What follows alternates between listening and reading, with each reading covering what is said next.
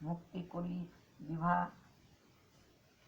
বিভা দাও নিজ কন্যাসনে, প্রচুর যৌতুক তুমি দাও ভক্তে মোর, আদেশ লঙ্ঘিলে সর্বনাশ হবে তোর। আদেশ করিয়া দেবী সেই নিপবরে, মঙ্গল চণ্ডিকা দেবী অন্তর্ধান করে। স্বপ্ন দেখি শালিবান উঠিয়া বসিল, ভয় পেয়ে থর থর কাঁপিতে লাগিল। রানীরে ডাকিয়া রাজা তুলিল তখন, স্বপ্নের বৃত্তান্ত সব করিল বর্ণন। শুনি তাহা মহারানী অতিভীত হইল, দেবী আজ্ঞা পালিবারে রাজারে কহিল। প্রভাত কালেতে উঠি শালিবার নরপতি, কারাগারে দান পানে যাই অতি শীঘ্র গতি। পাত্রমিত্র সহ রাজা গিয়া কারাগারে, সসম্মানে মুক্ত করিয়া আনে শ্রীমন্তেরে। সঙ্গে করি রাজা তারে সভায় আনিল, অতি যত্ন করে শ্রীমন্তেরে বসাইল। যত্ন করি বসাইয়া রত্ন সিংহাসনে, অনেক আদর তারে করিল যতনে।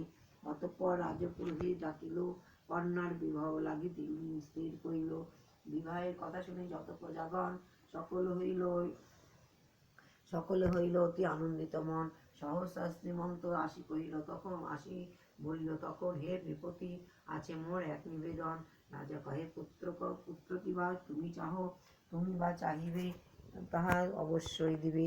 শুনিয়া শ্রীমন্ত কহে শ্রীনিপবরে, পিতা মোর বন্দী আছে তব কারাগারে। কারাগারে বন্দী পিতা হেন সময়, বিপদ বিবাহ করিতে রাজা কার মনলয়।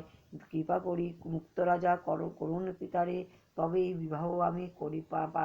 বিবাহ আমি পারি করিবারে। শুনি তাহা সেই শালিবান নরপতি, কারাগারে চলি যায় অতি শীঘ্র গতি। বন্দিদশা মুক্ত করি ধনপতি সদাগরে, সসম্মানে আনে রাজসভার ভিতরে।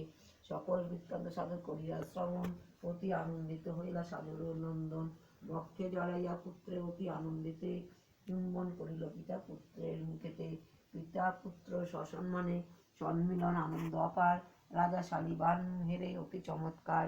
রাজকন্যা শ্রীমন্ত বিবাহ কহিল, কথা মতো রাজা তারে যৌতুকাতি দিল। সবে